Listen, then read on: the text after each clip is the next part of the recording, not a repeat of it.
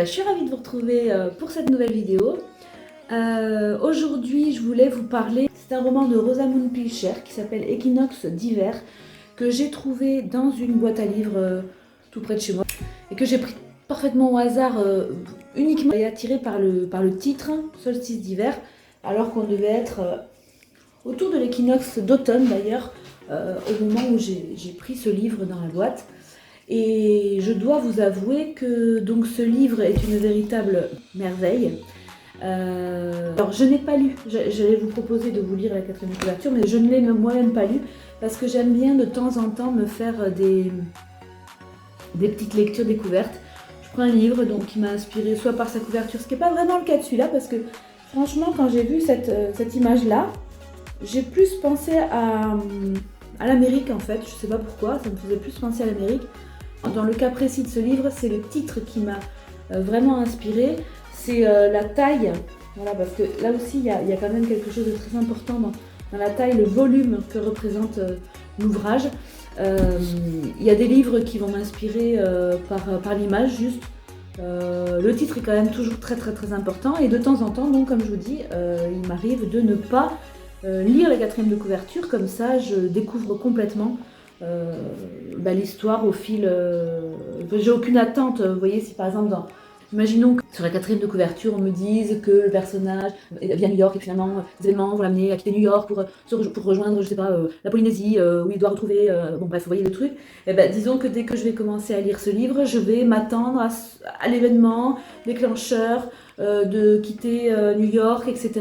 Et ça, j'ai pas envie de ça. Je veux vraiment découvrir. Et en plus, franchement, pour les amateurs de lecture et notamment qui sont en parallèle, qui écrivent, hein, comme c'est mon cas, de découvrir des livres comme ça, qui sont, sans avoir lu la 4e de couverture, je trouve que ça permet de mieux appréhender la structure, ou en tout cas l'effet de surprise, comment sont amenées les choses, etc. Et je trouve ça très intéressant. Je trouve que la 4e de couverture, c'est quelque chose qui biaise en fait, qui biaise le lecteur. On entend souvent dire, enfin moi personnellement j'écoute beaucoup de vidéos de conseils d'écriture et tout ça, dans lesquels il est dit qu'il ne faut pas prendre les lecteurs pour des idiots, le lecteur va savoir faire le process de compréhension de telle ou telle chose par rapport au caractère du personnage ou des choses comme ça. Je trouve que la 4e de couverture du coup, je sais pas, j'adore lire un livre dont je n'ai pas lu la 4e de couverture. Voilà, parce que j'ai vraiment l'impression de plonger dans l'inconnu. Et puis alors pour peu que ça me plaise, je suis trop contente. C'est une découverte. Ouais, c'est trop beau quoi. J'adore. Bon, alors, donc je voulais vous parler de ça, de cette lecture, de cette autrice. Bon, moi je dis autrice maintenant, avant je disais auteur. J'ai l'impression que ce mot autrice, en fait, je l'ai intégré, ça y est, donc si je l'ai intégré, je peux l'utiliser, c'est bon. Faites pas attention à ma tête, en fait, je me vois dans le retour, là, franchement, je me suis tapé une super petite sieste, là, avec ma petite chatte. J'étais trop bien. Que quelqu'un connaît et a lu des Rosamund Pilcher, autre que donc Solstice d'hiver. Qu'est-ce que vous en pensez? J'ai vu, en faisant quelques recherches sur internet, qu'elle avait écrit énormément de livres. Du coup, elle écrit depuis qu'elle a 18 ans. Là, maintenant, elle est décédée depuis 2019, je crois. C'est assez récent, elle est morte assez vieille. À 18 ans, elle s'était engagée en tant qu'infirmière pendant la 2e guerre mondiale, ou la première ou la 2e. Franchement, je ne me rappelle pas exactement des années, tout ça, mais elle a commencé à écrire à l'âge de 18. Elle écrit absolument toute sa vie. Elle a été publiée relativement tôt, puisque déjà on a des romans dont les publications datent des années 50-60. Donc franchement, je sais pas si ça c'est la perle, ou si je sais pas pour quelle raison, moi personnellement j'ai eu une sensibilité par rapport à ce roman-là. Les descriptions de l'Écosse, de l'Angleterre qui sont absolument fabuleuses.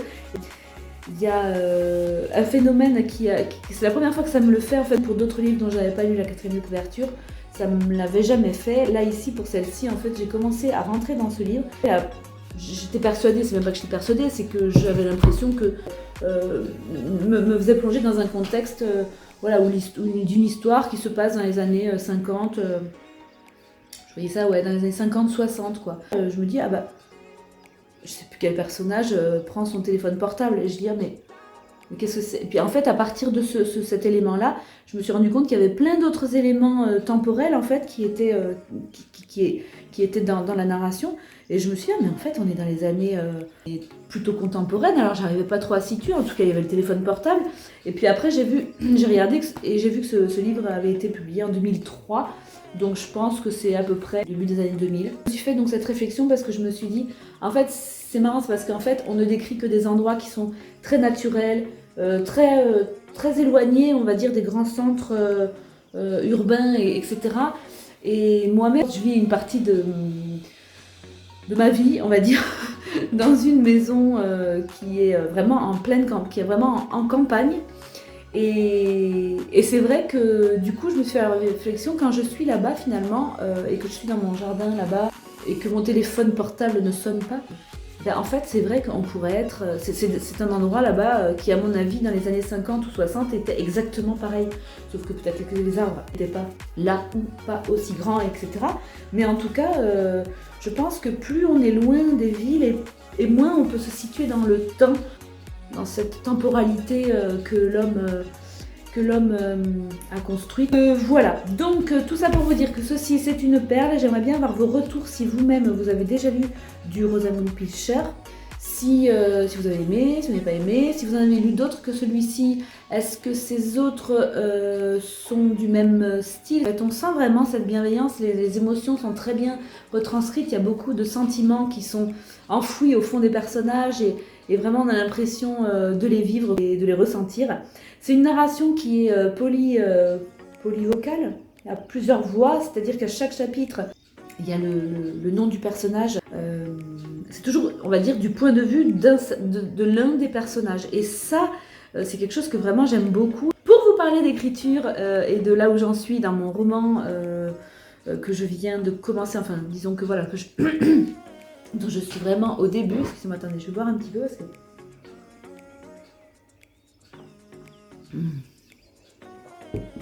Le café. Donc pour vous dire où j'en suis, j'en suis que il n'est pas trop tard pour moi de faire une espèce de narration comme ça, polyvocale. Moi je vais l'appeler comme ça, narration polyvocale, ça j'aime bien. Comment vous diriez vous quand chaque chapitre est retranscrit le point de vue d'un des personnages, tout ça, c'est sympa. J'ai bientôt terminé ce livre, donc je vous en ferai une petite revue beaucoup plus détaillée. Hein. Là, je vous ai juste dit que c'était une découverte. Bon. Je vais peut-être vous parler aussi du projet que j'ai, parce que vous voyez, j'ai corné. Alors ce livre est à moi, hein. Je ne me permettrai pas de corner un livre de bibliothèque pour que ce soit, encore que je ne risque pas, puisque pour la bibliothèque il faut être vacciné, et que je ne le suis pas. Donc ici, voilà, j'ai corné, vous voyez, certaines pages. En fait, ce sont des pages qui comportent... C'est tout ? Ah voilà, qui comportent des descriptions tellement magnifiques que j'ai dans l'idée d'en faire des aquarelles. Voilà, d'en faire des aquarelles. Voili, voilou, ça c'était pas la peine de le dire, je couperai sûrement ce voili, voilou. Une fois que j'aurai fini Rosamunde Pilcher, j'ai dans l'idée de lire un classique qui n'est autre que Alexandre Dumas fils, La Dame aux Camélias. Je ne sais pas si vous l'avez lu, j'ai moi-même le sentiment de l'avoir déjà lu, mais je ne m'en rappelle pas. Ça doit être très vieux lorsque j'étais au lycée ou je sais pas. En tout cas, je sais qu'Alexandre Dumas, j'adore, c'est très beau.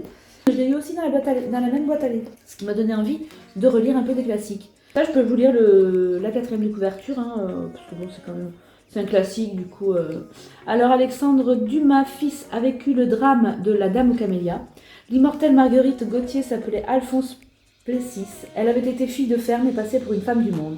Elle fut la plus opulente courtisane de son temps, follement dépensière et s'étourdissant de champagne et de luxe avant de mourir épuisée de phtisie à 23 ans. En transposant ses souvenirs, Dumas crée une héroïne spirituelle et désintéressée que son amant Armand Duval essaie de relever de sa vie de pécheresse. Au cimetière Montmartre, elle repose dans une tombe ornée d'une couronne de camélias blancs scellée dans le marbre. L'art et l'amour dépassent les existences terrestres. Voilà. Il ne me fallait que ça pour avoir envie de lire ce livre. C'est donc celui que je lirai une fois que j'aurai terminé Solstice d'hiver de Rosamunde Pilcher. Et puis, bon, ben, pour ma part, je vous laisse sur ces entrefaites. Je vais finir mon café et je vais repartir un petit peu à l'écriture parce qu'il faut que j'avance, Je vous fais plein de gros bisous. Si vous avez aimé cette vidéo, n'oubliez pas de la liker, de la partager si vous pensez qu'elle peut aider certains de vos amis. Et puis, bah, surtout, abonnez-vous. Attendez.